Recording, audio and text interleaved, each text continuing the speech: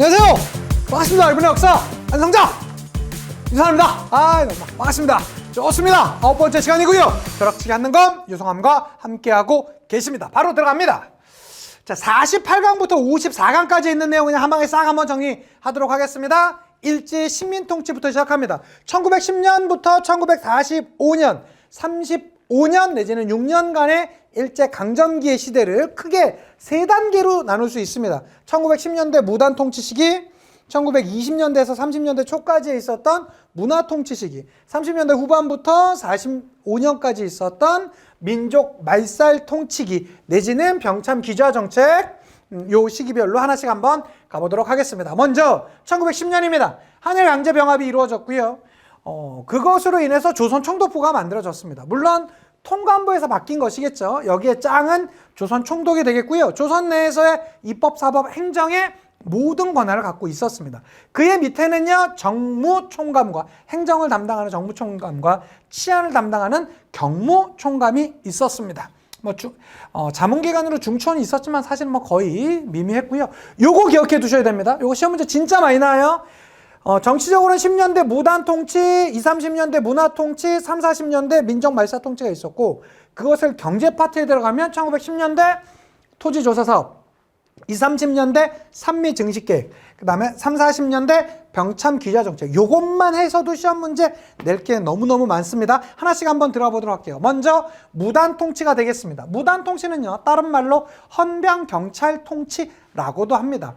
당시에 있었던 그 헌병 경찰들은요, 직결 처벌권이 있었어요. 다른 말로 범죄 직결례라고도 하고요. 조선 태형령, 조선인에 한해서 태형을 때릴 수 있었던 법령이 있었다라고 합니다. 당시의 기본권은요, 철저히 무시당했죠. 언론, 출판, 집회, 결사 자유가 없었고요. 당시의 교사들, 교원들은요, 제복을 입고 칼을 차고 수업에 들어갔다라고 합니다. 좋은 학생은 없었겠네요. 자, 1차 교육령이 있었고요. 민족성을 말살시키는 여러 정책들이 있었는데 대표적으로 사립학교라든가 서당 등에 대한 탄압이 이루어졌습니다. 그런데 어떻게든 우리 조선 사람들을 이용은 해 먹었어야 되니까 우미나 교육을 펼쳐나갔어요. 고등교육을 시키지 않고요. 보통과 실업교육만 해당하는 그런 모습이 있었습니다. 자, 그러다가 1919년 3.1운동의 저력을 봤던 일본은요, 우리를 통치하는 형식을 바꿨습니다. 우린 그것을 문화통치 내지는 보통경찰제도라고 합니다. 그렇지만 사실은 말이 문화통치지 실질적으로는 기만통치예요. 해줄게 라고 하지만 실질적인 내용은 더 악독한 모습들이 많았는데요. 대표적으로 조선 총독은 그전까지는 문관도 가능했다. 그 전까지만 해도 무관만 있었거든요. 그러니까 군인만 조선 총독으로 올 수 있었는데, 야, 이제 문관도 가능해! 라고 했지만 실질적으로 임명은 안 됐어요. 우리를 뭐 한 겁니까? 기만한 것이겠죠.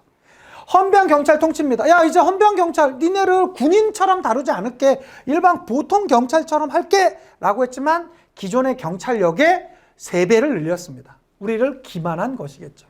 기본권 보장해줄게. 니네가 알고 있는 너네도 많은 기사들 읽고 싶지. 조선일보, 동아일보 같은 민족신문들 만들어! 라고 했지만 삭제나 검열은 더 강화되었죠. 우리를 기만한 것이 됩니다.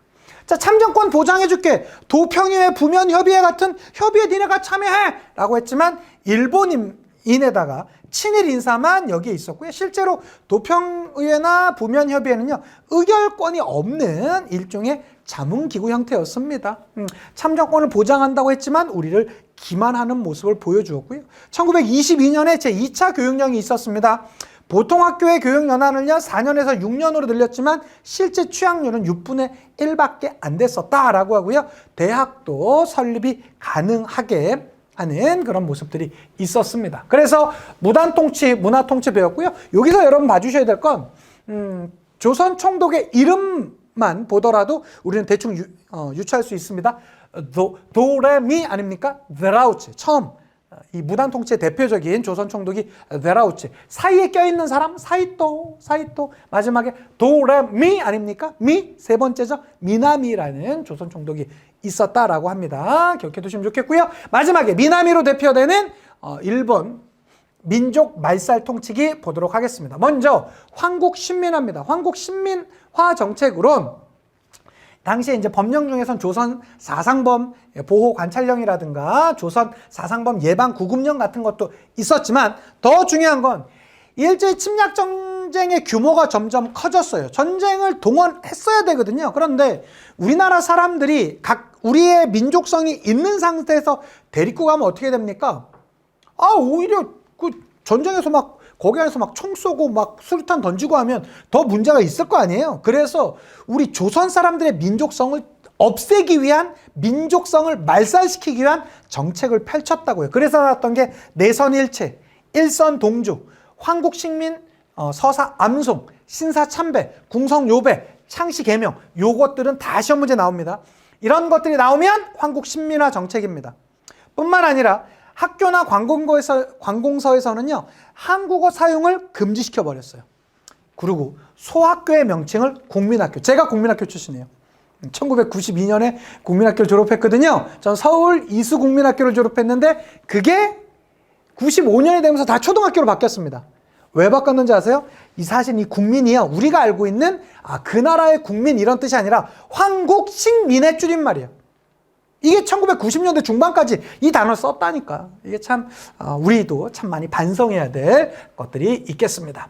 자, 이러한 민족말살 통치기에는 또 하나 전시동원체제도 있었습니다. 이때 나왔던 범 중에 요거 형광펜 국가총동원법 1938년도에 있었고요. 인적, 물적 자원을 우리나라에서 많이 수탈해 갔었는데요. 대표적인 게 국민징용령, 광상 등 한국인 등을 동원했었고요.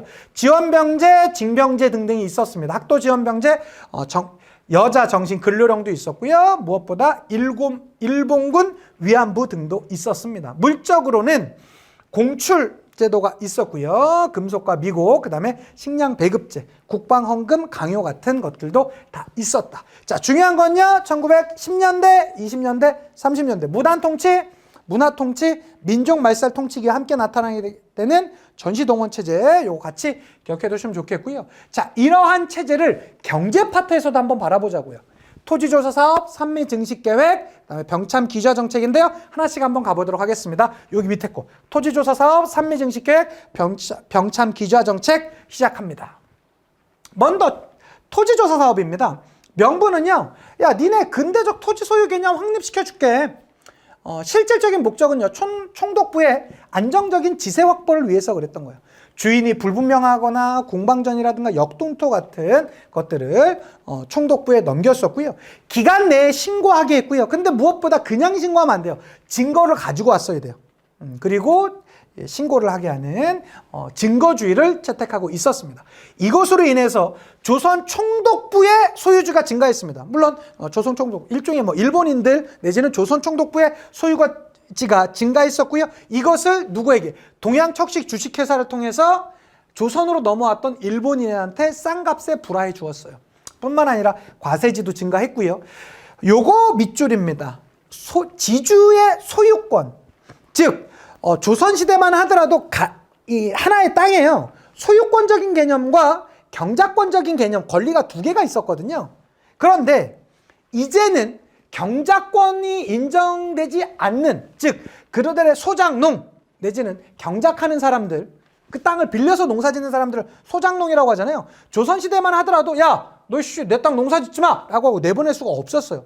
그 소작권 내지는 경작권이 인정받았었거든요. 그런데 이제는 기한이 정해진 거예요. 1년 내지 2년 이런 형태로.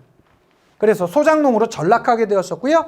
그 어려워졌던 농민들은요, 화전민으로 가거나 혹은 만주나 연해주 등지로 이주하는 그런 모습이 있었습니다. 식민지 지주제가 더 확대되는 결과를 가져왔던 걸 우리는 뭐라고 한다? 토지조사 사업이라고 합니다.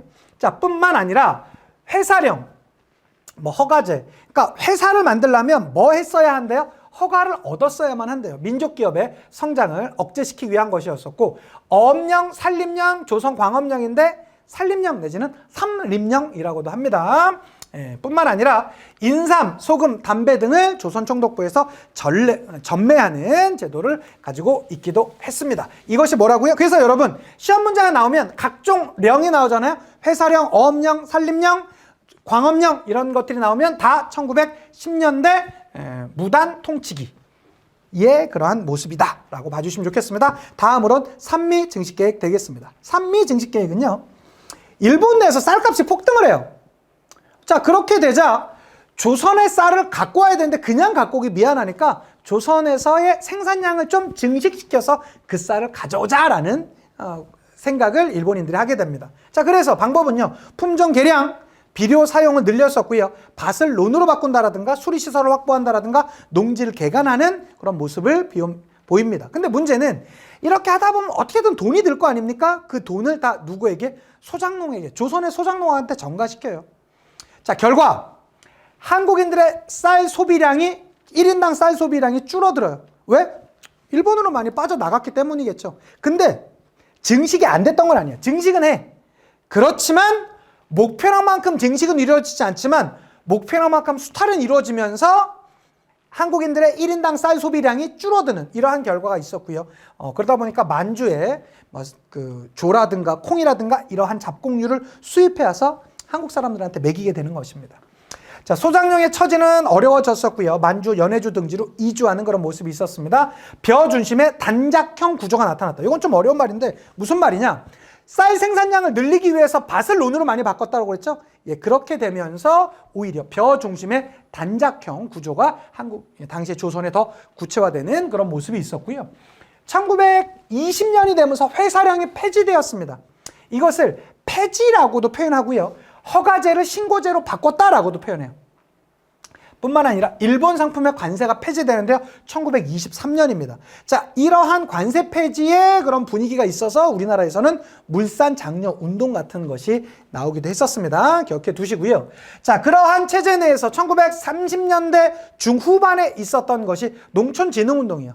자력갱생운동이라고도 하는데요, 농촌의 부채를 근절하기 위해서 불만을 무마하기. 그러니까 농민들이 막 불만이 많잖아요. 돈도 워낙에 삶도 힘들고 하다 보니까 그런 불만을 무마하기 위한 목적으로 농촌 진흥 운동을 펼치기도 했었고요.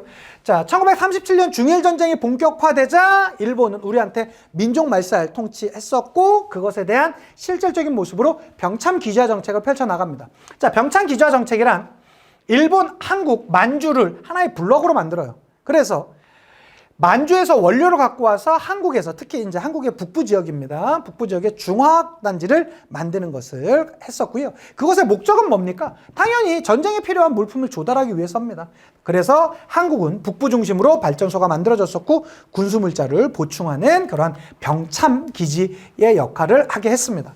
자, 이 당시에는 남면, 북양 정책이라는 걸 펼쳐나가는데요. 북부에선 양을 사육하게 했었고요. 남쪽에선 면화. 그래서 이게 남쪽에선 면화, 북쪽에선 양을 사육하게 했다라고 해서 남면, 북양 정책이라고 합니다. 자, 뿐만 아니라 전시동원 체제가 확대되었었는데요. 인적, 물적 자원의 수탈이 많았습니다. 징용, 징병, 일본군 위안부 있었고요. 그 다음에 공출제, 식량 배급제 등등이 나타나는 병참 기지화 정책이 나타났다라는 거죠. 기억해 두시면 좋겠습니다. 토지조사서, 산미증식계획, 병참 기지화 정책 기억해 두시면 좋겠고요. 바로 이어지면서 3.1운동으로 가보도록 하겠습니다. 3.1운동 이전에 1910년대에 있었던 국내외 독립운동의 모습들을 보도록 하겠습니다.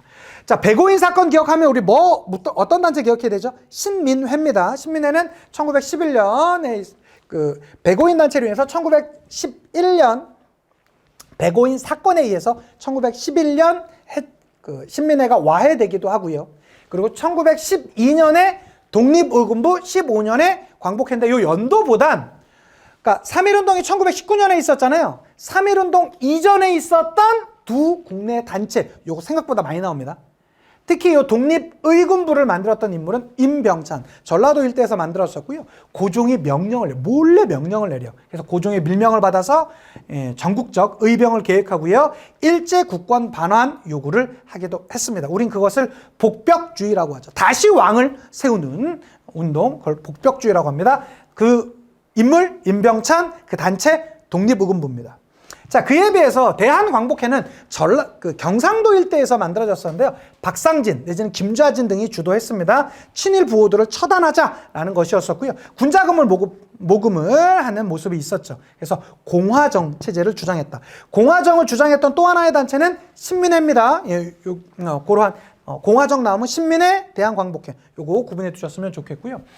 여기 파트 1910년대 국외 운동 한번 보도록 하겠습니다. 먼저 만주, 연해주, 미주, 멕시코 등등이 있는데요. 만주에서도 서간도 대표적인 게 삼원보입니다. 삼원보에서는 경학사, 부민단 등등이 있었고 대표적인 거 요거 밑줄 신흥강습소. 신흥강습소가 이름이 바뀐 게 신흥무관학교고요. 요것을 만들었던 게 어떤 단체? 신민회입니다. 기억해야 돼요. 그다음에 북간도에서는 용정, 서전, 서수기 그 이후 명동학교로 전통이 이어졌었고요. 왕청이라는 지역에서는 중광단이 있었고 이 중광단은 대종교회 하나의 단체였었죠. 그것이 확대 개편된 것이 북로군정서군. 북로군정서군이 중심이 되어서 일어났었던 그 전투가 청산리 전투가 되겠습니다. 기억해 두시고요. 자, 연해주의 대표적인 도시는 블라디보스토크입니다. 블라디보스토크에는요, 새로운 한인의 마을이라는 신안촌이 만들어졌었고 거기에선 권업회가 있었으며 권업회가 성격을 더 확대해서 만든 것이 대한광복군 정부가 되겠습니다. 자, 미주 지역에서는요, 대한인 국민회가 있었고요. 한인 비행학교가 있었으며 하와이에는 대조선 국민군단, 이제 박용만이 만들었던 것으로 알려져 있죠. 멕시코에는 숙무학교라는 학교도 만들어졌었다라고 합니다. 위치적으로 이렇게 돼요. 여기가 서간도, 여기가 북간도 되셨죠? 여기가 러시아에 있는 블라디보스토크가 되겠고요. 미주 지역과 멕시코 지역, 위치적으로도 같이 기억해 두시면 좋겠습니다. 자, 바로 3.1운동으로 넘어가 보도록 하겠습니다. 3.1운동은 무슨 운동이죠? 1919년에 3월 1일에 있었던 운동으로서 우리 민족 운동 중에선 가장 거족적으로 일어난 최대 민족 운동이다. 기억해 두시면 좋겠습니다. 먼저 보도록 할게요. 자, 3.1운동의 배경은요, 국제적으로는 러시아 혁명이 1917년도에 있었고요. 그리고 약속하고 지원해줬던 약속도 해요. 뿐만 아니라 파리 강화회의, 1차 세계대전이 1918년에 끝나고 1919년에 파리에서 강화회의가 열리거든요. 이때 미국의 대통령 윌슨이 민족 자결주의를 주창하기도 하고요. 자, 국외적으로는 상하이에서 신한 청년단이 있었습니다. 김규식을 파견하기도 했었고요. 만주에서는 대한독립선언서, 이걸 다른 말로 무호독립선언서라고도 하죠. 그것이 있었고, 일본에서는 1919년 2월 8일에 유학생들이 중심이 되어서 28 독립선언을 하기도 했습니다. 국내로는 고종이 승하하게 되면서 이 고종이 일본 애들에 의해서 독살당했던 게 아니냐라는 독살설이 많이 알려지기도 했습니다. 자, 그렇게 되면서 1919년 3월 1일에 태화관에 민족 지도자 33인이 모여서 기미독립선언서를 발표를 했었고요. 당시에는 같은 시간대에 탑골공원에서 학생과 시민들이 모여서 이 만세 시위 운동을 펼치게 되었습니다. 그래서 시작은 서울에서 시작됐고요. 탑골공원에서 시작됐고요. 그리고 대도시로 확산되었습니다. 지금으로 따지면 광역시급의 대도시로 확산되었고요. 이때까지만 해도 비폭력이었었어요. 그러다가 농촌으로 가면서 무력저항이라는 실질적인 말은 이제 폭력적인 모습이 나타났다라는 것이고, 왜 그랬을까요?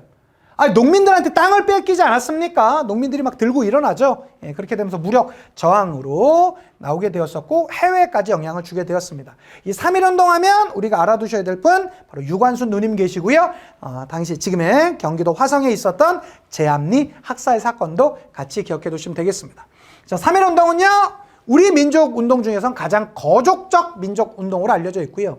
일제 식민 통치 방식이 변화되었습니다. 무단 통치에서 문화 통치로. 뿐만 아니라 독립운동에 전기를 마련했었는데요. 대한민국 임시정부가 수립되었으며 독립군이 활성화되는 모습을 있었고, 다른 나라도 영향을 끼쳤어요. 대표적으로 중국의 오사운동, 그 다음에 인도의 간디의 비폭력 불복종운동, 베트남과 필리핀의 민족운동에도 고루고루 영향을 주었던 게 바로 어떤 운동이다? 우리나라 가장 거족적 민족운동이었던 3.1운동이다 이거죠. 기억해 두셔야 됩니다. 나옵니다. 자, 바로 이어졌던 건 이러한 3.1운동에 의해서 본격적으로 등장하게 되었었던 대한민국 임시정부가 되겠습니다. 자, 이 3.1운동 이전까지만 하더라도 우리나라 이 민족 지도자들이 만들었던 임시기구와 비슷한 것들이 좀 많았어요. 그래서 당시에 국내에는 한성정부가 있었고요. 연해주에는 대한국민의회가 있었고, 당시에 상해에는 상하이 임시정부가 있었는데, 이것을 하나로 합치면서 상하이, 위치적으로는 상하이, 법통적으로는 한성정부의 것을 갖고 오는 대한민국 임시정부가 1919년 9월에 만들어지게 되었습니다. 정치적으로는요, 삼권 분립입니다. 입법기구로 임시의정원, 행정기구로 국무원, 사법기구로 법원이 만들어지는 그런 모습이 있었고요. 공화정부를 만들면서 우리의 대통령 우리 손으로 뽑는 것이죠.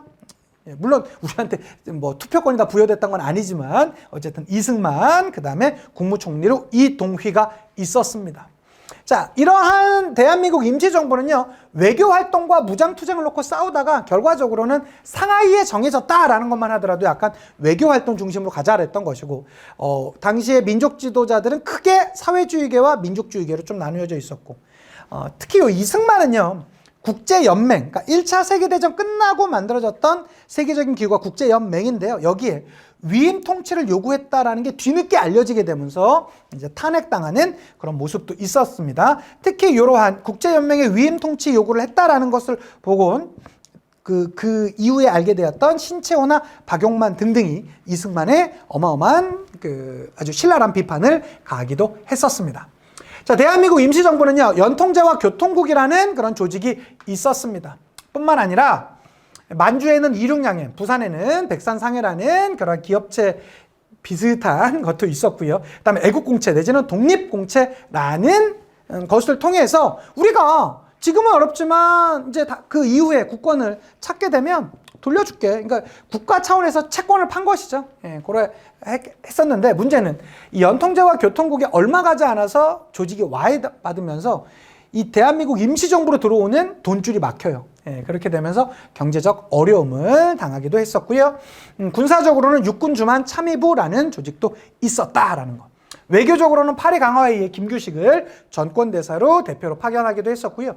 구미위원부라는 게 뭐냐면 구라파와 미국, 당시에 유럽을 구라파라고 했었고요. 미국, 유럽과 미국의 하나의 위원회 같은 걸 두면서 약간 외교전을 펼치자고 했던 것인데 성과는 미미했습니다. 뿐만 아니라 독립신문. 선생님, 독립신문은 독립협회와 관련된 그 독립신문도 있지 않습니까? 맞아요. 그런데 우리가 이 한능검에서 봐두셔야 될 독립신문은 2개가 나옵니다.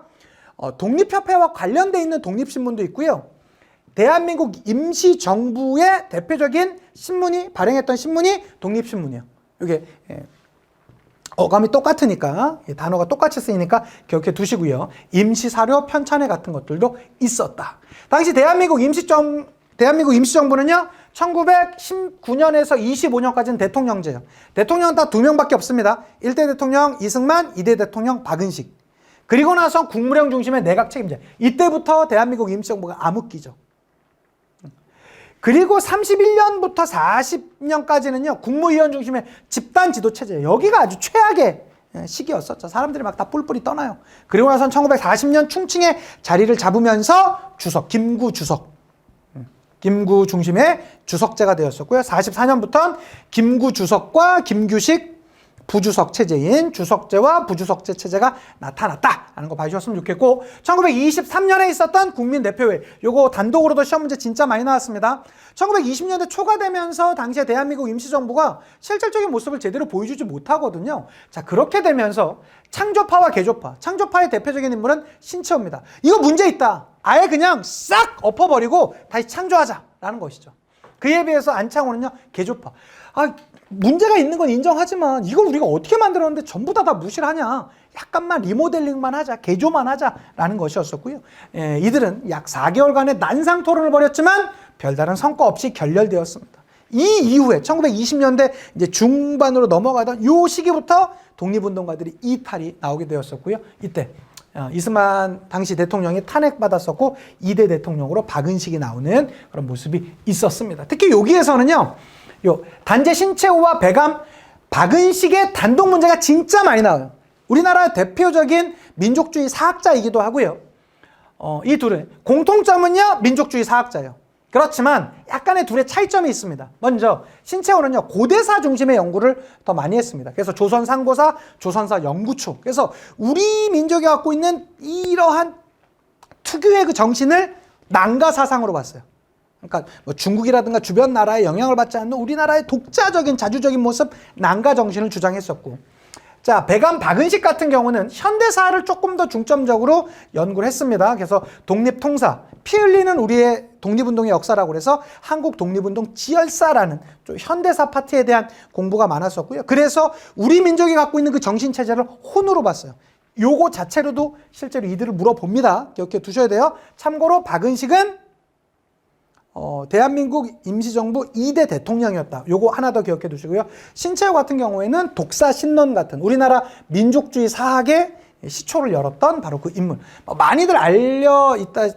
아시다시피 역사를 잊은 민족에게 미래는 없다라는 말을 했다라고 하는데 사실 그게 신채호가 했던 말이 아니다라고 주장한 사람도 있다라고 하고요. 또 이 신채호 같은 경우는 요거 하나는 반드시 더 추가해서 알아두세요. 잠시 뒤에 나오게 될 의열단 선언문을 썼던 인물이 바로 단재 신채호입니다. 기억해 두시면 좋겠고요. 자, 그러한 모습 중에 1927년부터 40년까지 국무위원 중심의 집단 지도 체제잖아요. 이때가 거의 그러니까 악플보다 더 무서운 게 무플이잖아요. 관심이 없는 거예요. 예, 그렇게 되면서 당시 이 김구가 중심이 되어서 나왔던 단체가 한인 애국단이 되겠고요. 이봉창 의사, 윤봉길 의사의 몽봉 브라더스가 되겠습니다. 이렇게 봐주시고, 자, 임시정부가 이제 30년대 초반 이후에는 계속 이동해요. 상하이에서 항저우, 난징, 항커우, 창사, 헝항, 광저우, 류저우, 그 다음에 구이양, 치장, 충칭 이렇게 하는데 이런 거 외우지 마세요. 이런 거 외우지 마세요. 32년부터 이후부터는 쭉 이동하다가 1940년에 충칭에 정착했다. 이 정도만 기억해 두시고요. 자, 충칭에 정착한 이후부터 모습 보도록 하겠습니다. 김구 주석 중심의 단일 지배 체제가 나오게 되었고요. 1941년에 건국강령, 요거 밑줄. 이 건국강령의 기초는요, 바로 조소왕의 삼균주의를 바탕으로 했습니다. 개인 대 개인 간의 균등, 국가 대 국가 간의 균등, 민족 대 민족 간의 균등을 주장했었고요. 여기서 말하는 개인 대 개인 간의 균등이란 정치적 평등을 주장했습니다. 보통선거제. 경제적 평등도 주장했습니다. 이것도 역시 개인 대 개인 간이겠죠. 주요 시설의 국유화. 그리고 교육적 평등도 주장했습니다. 의무교육제 실시 같은 이러한 삼균주의를 바탕으로 하는 것이 바로 조소왕의 삼균주의였다라는 것이 되겠고요. 특히 이 충칭에 정착하고 나서 한국광복군이라는 조직이 만들어졌습니다. 총사령관으로는 지청천, 그 다음에 42년도에 김원봉의 조선의용대 본대가 합류해 오기도 했었고요. 자, 이러한 한국광복군은요, 영국의 요청에 따라서 인도 미얀마 전선에 대원을 파견하기도 했었고요. 일본의 대일 선전 성명문을 발표하기도 했습니다. 국내 진입작전을 계획했지만 안타깝게도 무산돼요. 일본의 갑작스러운 항복으로. 이것으로 인해서 미국 전략정보국 OSS에 가서 실제 대원도 파견하고 같이 협동작전을 펼치기 직전에 갑작스러운 일본의 항복으로 인해서 우리가 그 이후 우리의 발언권이 좀 제한당하는. 왜? 직접적으로 우리가 이 독립운동에 한 것이 나름 열심히는 하셨지만 이러한 전투에 직접적으로 참여하지는 못했었기 때문에 그 이후 백번 김구 선생님은 일본의 갑작스러운 항복 소식을 듣고 나에게는 그것은 기쁨이 아니라 절망이었다라고 이런 고백을 하기도 했었죠. 그래서 이러한 대한민국 임시정부의 주요 내용들, 대한민국 임시정부의 주요 내용, 그 다음에 1940년 이후에 충칭에 정착, 이 내용들 각각 구분해서 알아두셨으면 좋겠습니다. 자, 그리고요, 52강입니다. 민족주의와 사회주의인데요. 당시 우리나라 국내에서는요, 민족주의와 사회주의가 자리 잡고 있었습니다. 이거 여러분 하나 구분하실 수 있겠습니까? 아이, 선생님 무슨 말씀입니까? 당연히 조선 노동자와 조선 자본가가 한 팀이고 일본의 노동자와 일본의 자본가가 한 팀이죠? 라고 말하실지 모르겠습니다. 그렇지만 여러분이 만약에 요렇게 한 팀을 하셨다면 여러분은 민족주의적 성향이 많은 편이고요. 실제로 요것을 같은 편을 하라고 하면 요렇게 편짓는 사람들도 있습니다. 요렇게 편짓는 사람들은 사회주의자라고 합니다. 사회주의, 즉 공산주의는요, 그 어떤 민족과 가족보다 더 우선하는 게 계급이에요. 그래서 노동자들 한 팀, 자본가들 한 팀, 이렇게 나누어지는 것입니다. 그래서 하나씩 보자면 그 중에서 먼저 민족주의적 개념에서 한번 보도록 할게요. 자, 조선의 자본가와 조선의 노동자, 즉 조선 대 일본, 이러한 대결 구도적인 생각을 갖고 있던 사람들이 민족주의자들입니다. 이들은 실력 양성 운동과 자치론으로 나오게 되는데, 대표적인 실력 양성 운동, 우리 민족이 힘을 키워야 될 거 아니냐, 그래서 문맹 텐치 운동 펼칩니다. 특히 당시 이제 언론사와 조선일보, 동아일보에서 한글 보급 운동, 부나로드 운동 같은 운동을 펼치기도 했었고요. 밀립대학 설립 운동, 요거 밑줄 많이 나옵니다. 한민족 1천만, 당시에 1천만 명이 있었는데 1원씩 돈을 내면 1,000만 원 모으고 그것으로 우리 민족 대학 만들자. 일제 방해와 자연재해, 거기다가 1924년도에 경선 제국대학이 만들어져요. 예, 그렇게 되면서 이것이 실패되는 그런 모습이 있었고요. 자, 물산 장려운동이 있었습니다. 물산 장려운동은요, 내 살림, 내 사람, 내 것으로, 그 다음에 조선 사람, 조선 것으로 라는 문구도 있었고요. 한계는 사회주의계의 비판이 있었습니다. 자, 이러한 과정 가운데 자치론이 있었습니다. 자치론이라는 게 뭐냐면, 춘원 이광수라는 그 이후에 이제 변절하게 되는 그 사람이 주장을 했던 것이에요. 우리가 어차피 독립할 수 있는 힘도 없으니까 일본 내에서의, 우리 안에서의 자치적으로 할 수 있는 정도 주장을 하자라고 해요. 초기에는 이 의견이 완전히 묵살당하다가 점점 시간이 지나면서 세력이 커지게 됐습니다. 이런 자치론에 동조했던 사람들을 우리는 타협적 민족주의자, 즉 자치론자라고도 하고요. 여기에 동의하지 않았던 세력들이 있었어요. 우린 그들을 비판했던 세력, 즉 비타협적 민족주의자 내지는 절대 독립론자라고도 합니다. 이러한 비타협적 민족주의자들은 뭔가 새로운 모멘텀이 필요하잖아요. 새로운 이 변화적인 것이 필요하지 않겠습니까? 그래서 손잡았던 이들이 사회주의계예요. 그러니까 사회주의계도 사실 상황은 비슷했습니다. 1920년대 초에 사회주의가 들어오게 되면서 불과 4, 5년 만에 전국적인 조직이 조선에 만들어졌거든요. 1925년에 조선공산당이 만들어졌는데, 이 조선공산당이 불법단체가 돼버려요. 치안유지법이라는 법에 의해서. 그렇게 되면서 이러한 사회주의계도 뭔가 정상적인 단체를 갖기 원했었고요. 그래서 정우의 선언과 조선민흥회 같은 서로에게 좀 약간 어느 정도 우리가 함께 할 수 있을까라는 이렇게 좀 서로 추파를 던지는 그런 모습이 있다가 결과적으로는 1927년도에 뭐가 만들어진다? 신간회가 만들어진다. 신간회 자체로는 시험 문제 진짜 많이 나옵니다. 기억해 두셔야 돼요. 근데 신간회가 1927년도에 나오는데 이 신간회 나오기 전에 있었던 운동이 있었습니다. 이게 1926년도에 있었던 60만세 운동이에요. 고종의 아들이었던 순종께서 이때 서거를 하시고요.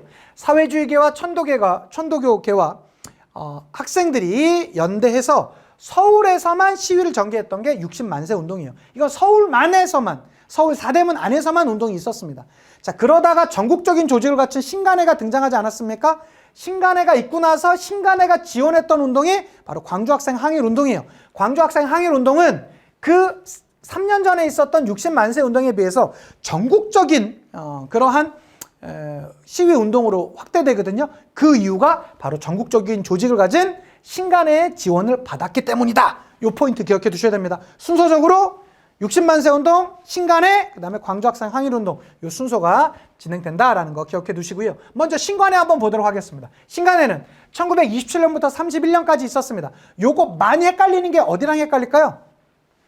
신민회랑 많이들 헷갈려요. 신민회는 1907년부터 11년, 신간회는 1927년부터 31년까지입니다. 기억해 두셔야 되겠고요. 배경으론 자치론자들이 성장했습니다.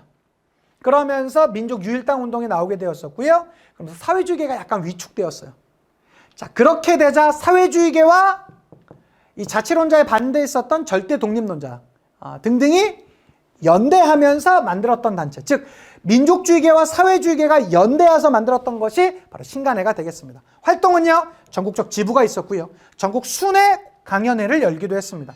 노동자와 농민을 지원하는 모습이 있었고요. 거기다가 요거 밑줄, 광주학생 항일운동을 지원해 주었습니다. 광주학생 항일운동에 대해서는 잠시 뒤에 다시 알아보시고요. 강령으로는요, 3대 강령이 있었어요. 민족의 정치적, 경제적 각성을 촉구하는 것도 있었고요. 민족 대단결, 그 다음에 기회주의, 즉 자치론자를 부정하는 그런 모습이 있었습니다. 그렇지만 이들은 또 해체되었어요. 지도부가 우경화되었었고요. 자치론자들이 점점 많아졌었어요. 거기다가 코민테른의 노선이 변경되었습니다. 코민테른이라는 게 뭐냐면 사회주의계에서, 전 세계의 사회주의계에서 내려오는 명령체제거든요. 그 명령체제가 원래는 그 지역에 있었던 그 민족주의 세력과 연대하라고 했다가 이제는 독자적인 모습으로 가자라는 그 노선이 변경되게 되면서 이 1931년도에 신간회가 스스로 해소하게 되는 그런 모습이 있었습니다. 자, 어쨌든 이러한 전국적 조직을 갖추었던 신간회가 지원해 주었었던 게 광주학생 항일운동이 되겠습니다. 광주학생 항일운동은요, 일본인 남학생 후쿠다라는 이 변태 남학생이 있었는데요, 우리 한국에 여학생을 희롱하는 거예요. 박기옥이라는 학생을 희롱하는 것입니다. 그 모습을 보면서 조선 학생들과 일본 학생들 간에 무력 충돌이 있게 되었었고요. 이것으로 인해서 둘 다 같이 처벌을 받았으면 괜찮은데요, 당시에 경찰은요, 우리 이 조선 학생들만 처벌하려고 하게 되자 그들이 저항했었고요. 이것이 바로 신간회의 지원, 이 조사단을 파견하게 되었었고, 이들의 그 항일 운동 자체가 전국으로 확산되는 그런 모습이 있었다라는 것. 이러한 신간회의 자매 단체가 있었으니 그 단체를 근우회라고 합니다. 여성들의 권리에 대해서 더 좀 신경을 썼던 단체고요. 소년회도 있었어요. 천도교 소년회에서 뭐 어린이날 잡지 같은 뭐 색동회 같은 것이 바로 이 천도교 소년회에서 만들었던 것이고, 청년운동도 있었습니다. 조선 청년 총동맹이라는 단체가 만들어지기도 했었고요. 이 두 개보단 이 두 개가 더 중요합니다. 신간회의 자매단체 근우회는 여성들의 권리를 주장했었고요.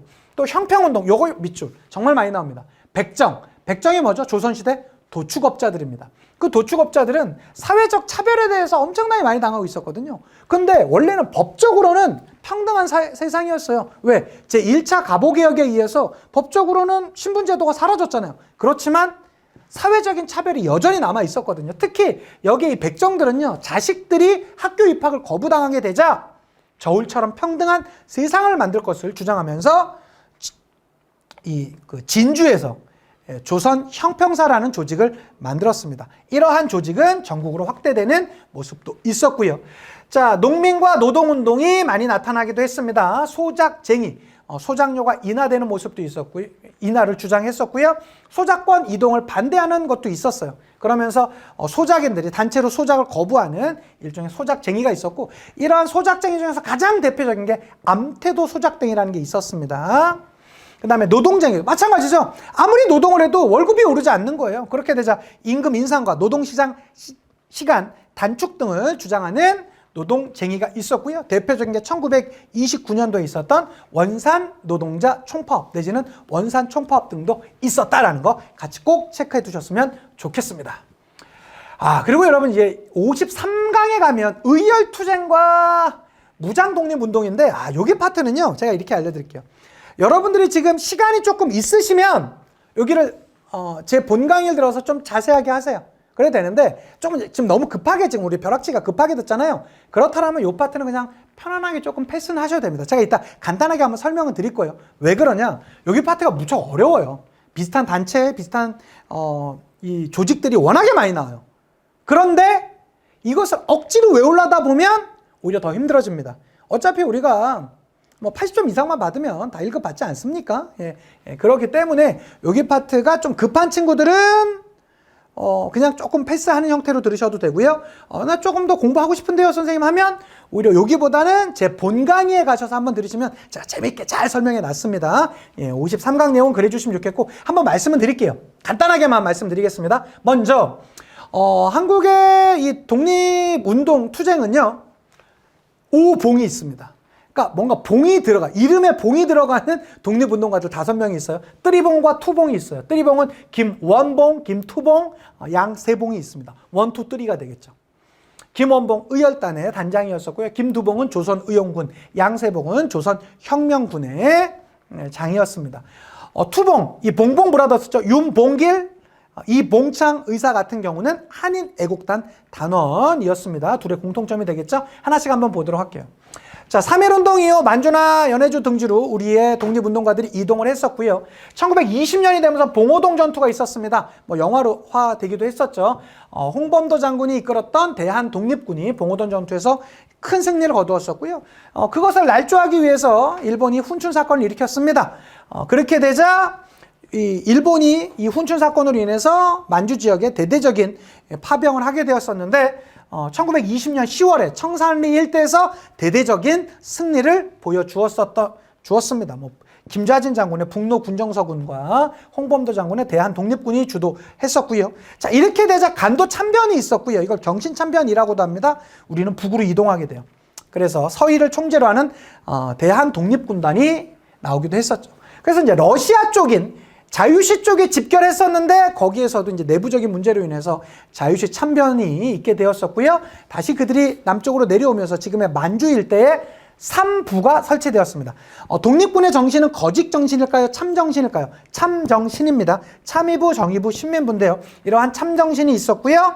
이들은 1920년대 중반에 바로 3부 통합운동이 일어나게 되면서 미세 협정이 있었거든요. 만주의 군벌과 일본의 총독부가 우리 그 독립운동을 탄압하는 그러한 미세 협정이 있었고, 이러한 3부를 하나로 통합하자는 3부 통합운동이 있었는데 이게 하나로 합쳐졌으면 좋겠는데 여기서도 내부적 문제가 있다 보니까 하나로 합쳐지지 못하고 북쪽에서는 혁신의회, 남쪽에서는 국민부라는 것이 만들어졌습니다. 그래서 혁신의회에서 이어졌던 게 30년대 초반에 한국독립당으로 이어졌고, 이 한국독립당의 예하부대가 지청천을 장으로 하는 한국독립군이었고요. 이 한국독립군과 중국 호로군이 연대하면서 1930년대 초에 한중연합작전을 일으켜요. 그래서 쌍성보 전투, 대전자령 전투에서 승리했다.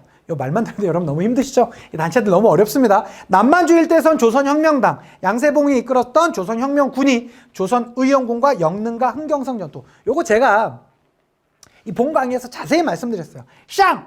넌 내가 호구로 보이니? 이 산 넘어서도 일본군 없으면 대질지 알아? 그랬더니 독한 놈이라고 했다 라고 유치하게 말씀드렸지만 기억은 오래 남는 거 말씀드렸었고요. 영 흥이 안 나는구만. 그러지 말고 조의나 표하자라고 이렇게 말씀들 드렸었습니다. 여러분 요거는 혹시 조금 더 공부하고 싶은 친구들은 본 강의 가셔서 자세히 한번 들어주셨으면 좋겠고요. 이 북만주 일대에서는 쌍성보 대전자령 전투, 남만주 일대에서는 영릉과 흥경선 전투가 있었다 정도 기억해 두시면 좋겠습니다. 되셨죠? 자, 36년도에는 동북 한일 영군이 보천보 전투에서 승리하기도 했었고, 또 하나 김원봉이 만들었던 의열단이 있습니다. 만주 지린 지역에서 13명의 열혈 청년들이 우리의 독립운동을 위해서 무력 투쟁을 하겠다라고 했었고요. 박재상, 김익상, 김지섭, 최수봉, 김삼옥, 나석주 등등의 의사 등등의 그 의거들이 있었습니다.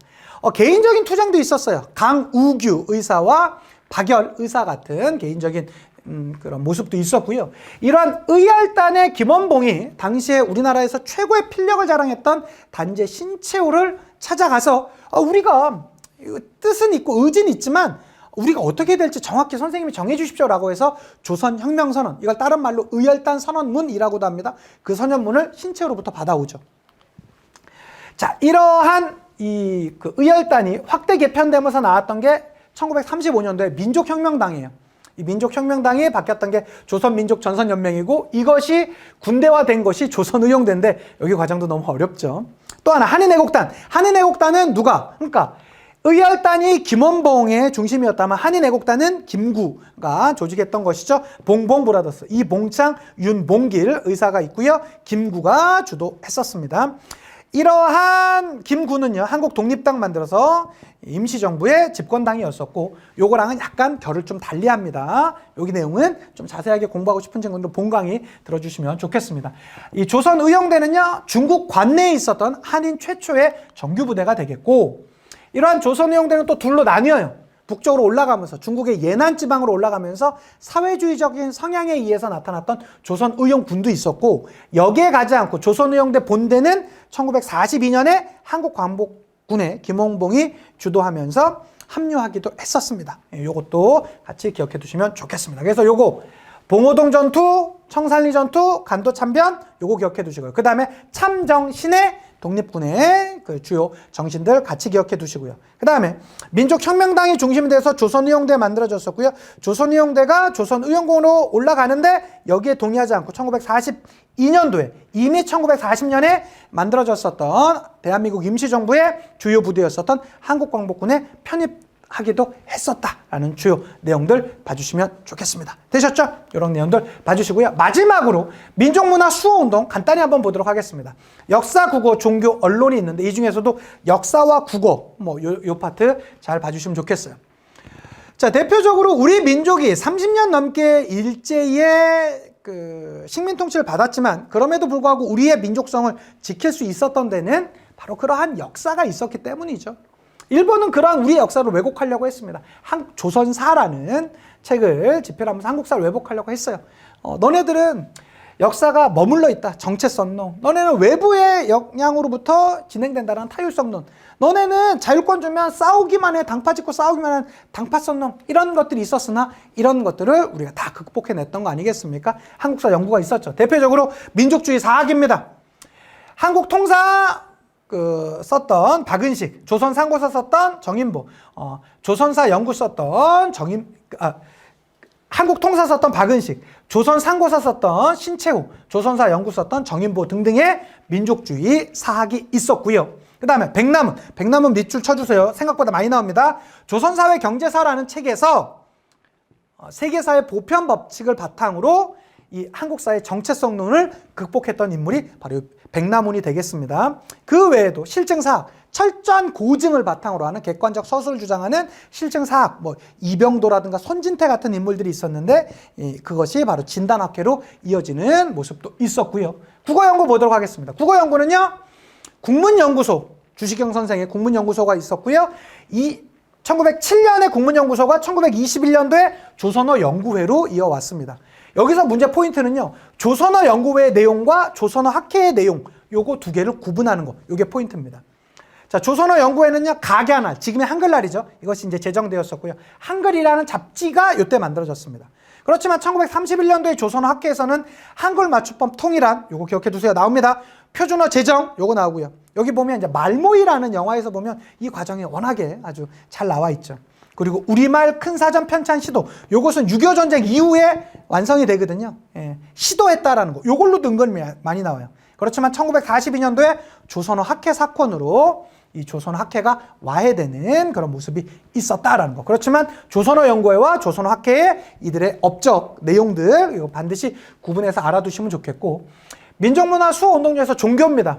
자, 천도교는요, 소년운동, 그래서 개벽과 신여성 잡지, 특히 이 천도교 하면 유명한 게 바로 방정환의 소년운동, 이것도 같이 기억해 두시고요.